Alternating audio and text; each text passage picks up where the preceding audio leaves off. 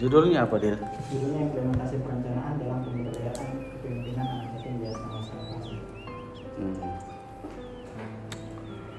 Kita berencana dahulu baru berbuat atau berbuat dulu baru berencana? Berencana dulu baru berbuat. Soalnya di judul itu implementasi perencanaan. Jadi artinya kita membahas terkait actuating dan controllingnya, terkait bagaimana hasil dari perencanaan tersebut diterapkan di Yayasan Awas Anak Bangsa. Oke. Implementasi perencanaan Berarti implementasi perencanaan maksudnya bagaimana perencanaan ini, bagaimana hasil dari perencanaan ini diimplementasikan di yayasan. berarti dua-duanya berencana lalu kemudian diimplementasikan. Hasil dari perencanaannya. Iya, baru kemudian diimplementasikan Betul. Dalam pengembangan karakter kepemimpinan anak yatim di Yayasan Oase Anak Bangsa Jakarta. Kenapa memilih yayasan ini? Karena yayasan ini pertama dia mendukung program itu terkait pengembangan anak yatim, tapi secara eksplisit belum memberikan program-program terkait bidang kepemimpinan.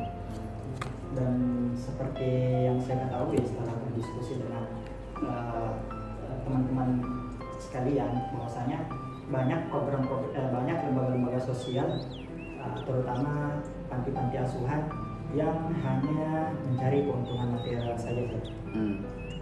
Nah, di Yayasan Awas Anak Bangsa ini dia menerapkan program terkait peningkatan mutu, tapi peningkatan mutu itu cuma sekedar program spiritualitas dan kesejahteraan, seperti semisal ada program bantuan dana atau program sosialisasi seperti itu saja. Belum menerapkan program kepemimpinan. Ini yayasan dalam bentuk apa? Yayasan dalam bentuk PT. PT. Belum PT sih, belum keluar. Maksudnya dalam bentuk sekolah kah atau pendidikan kah, apa boarding school atau apa? Dia tempatnya kayak rumah gitu Seth. Tapi dia bukan menampung sih Seth. Jadi anak-anak yatim yang berada di sekitarnya. Di sekitarnya. Bukan di dalam yayasan. Dia tidak tinggal di dalam Seth. Oh. Di dalam. Jadi dia menerapkan semisal ada program santunan, itu dia memanggil data yang tertera di data-data yang tersebut. Oh, itu. Ini kan pengembangan karakter kepemimpinan anak yatim ya. Cuman saya di dalamnya ada ketidakkonsistenan antara kata gitu deh. Misalnya kata pemberdayaan. Dari judul kan kita tidak menggunakan kata pemberdayaan tapi pengembangan. Nah, gitu. Pengembangan sama pemberdayaan. Ya, dan juga pengembangan jiwa. Padahal kan di judul adalah karakter kepemimpinan. Dalam rumusan masalah itu, bagaimana fungsi perencanaan diimplementasikan dalam program pemberdayaan anak yatim. Kalau kita berbicara rumusan masalah pertama, itu kan rumusan masalah mayor ya. Artinya mencakup semua fokus yang ada. Berarti yang kita pertanyakan berarti bagaimana kemudian implementasi perencanaan dalam pengembangan karakter kepemimpinan anak yatim dalam itu. Nah, di dalam rumusan masalah kedua juga bagaimana fungsi berkontribusi pada pengembangan jiwa kepemimpinan. Fungsi perencanaan. Fungsi perencanaan berkontribusi pada pengembangan jiwa kepemimpinan. Ini kan kita fokus saja pada kemudian kenapa tidak dibikin misalnya berkontribusi pada pengembangan karakter kepemimpinan gitu. Baru kemudian apa saja tantangan ya, baik itu peluang ataupun kendala dalam mengimplementasikan ya kan program pemberdayaan. Nah, pemberdayaan lagi nih, akan tetapi sudah ada pengembangan. Pemberdayaan pengembangan kan kurang lebih sama. Gitu, maksudnya katanya yang secara konsisten. Iya, maksudnya katanya harus konsisten dengan dengan apa yang ingin kita fokuskan. Ini kan kita fokus pada pengembangan, bukan pemberdayaan. Ya. Oke. Nah ini juga kalau saya menilai secara umum nih yang ada di draft saya ya, ini juga masih menggunakan panduan lama, ya kan? Kalau yang pertama tadi Syarki itu ini banyak 60 halaman, ini kebalikannya ini. Ini paling cuman berapa halaman. Bahkan di draft ini tidak ada metodologi. Metodologi di bab 3 saya lihat di Makanya ente masih menggunakan bantuan yang lama. Itu tidak ada metodologi di sini. Padahal kan panduan yang lama juga, proposal yang lama kan itu kan harus ada metodologi. Sebenarnya proposal skripsi saya sudah sampai bab 3 sampai bab 3 dan metodologi penelitian, tapi karena saya lihat di panduan terbaru sampai bab 2 dan setelah saya teliti. Oh ente mikirnya sampai bab 2 berarti tidak ikut metodologi. Betul. Gitu. Nah, harusnya metodologi di mana panduan baru? Ada di bab 1. Bab 1. Sama juga kajian pustaka. Kajian pustaka di bab 2. Di bab 1. Ya, jadi di bab 2 fokus pada konseptual, teori dan kerangka konseptual. Nah, begitu. Nah, di pembatasan masalah, Dil, apa sih yang harus kita tuliskan di pembatasan masalah ini?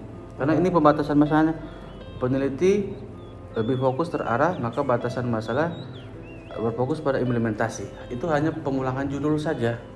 Itu setelah ditemukan banyak indikator permasalahan tadi yang misalnya permasalahan penelitian, saya mengambil pembatasannya di implementasi perencanaan dalam pemberdayaan kepemimpinan.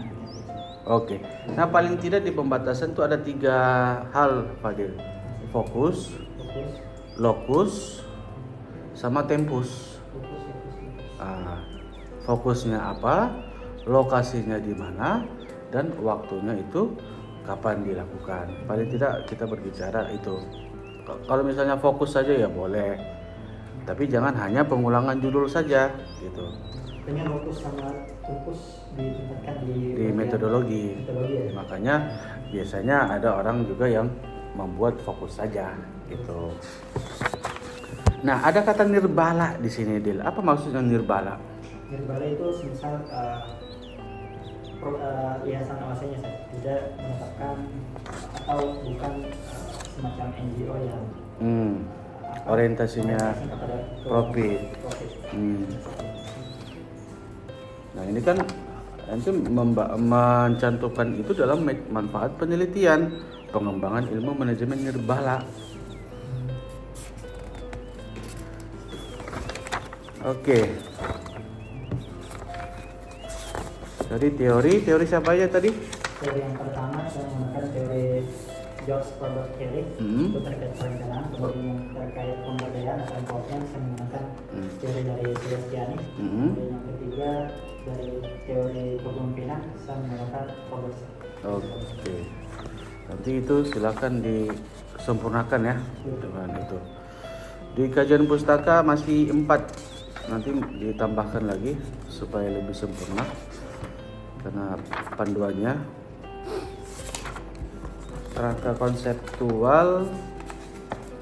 konseptual kira-kira berbicara tentang apa, Dil?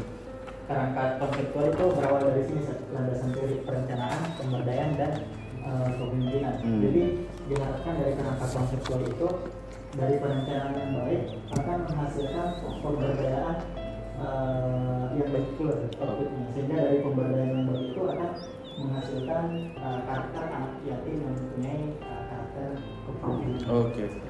Perencanaan nih kira-kira isinya apa? Di perencanaan isinya terkait pemasaran strategi, perencanaan program dan alokasi sumber daya. Programnya apa? Programnya meliputi dimensi spiritual, intelektual, dan tujuan akhirnya indikatornya terkait kepemimpinan, ada inisiatif, bertanggung jawab, kepercayaan diri, berpikir kritis, disiplin, dan empati. Ya pastikan ini masuk dalam kategori kepemimpinan, inisiatif, tanggung jawab, kepercayaan diri, berpikir kritis, itu masuk dalam tema-tema kepemimpinan. Ya, ini yang dibawa berupa indikator dari kepemimpinan. Nanti konsisten tuh pengembangan jiwa kah atau pengembangan karakter? Iya. Soalnya di judul kan pengembangan karakter. Nah itu kemudian tiba-tiba pengembangan jiwa. Nah itu harus secara terminologi harus konsisten. Pengembangan karakter begitu ya. Iya, pengembangan karakter bukan pemberdayaan. Oke. Paling itu saja ya. Disempurnakan lagi supaya lebih mantap.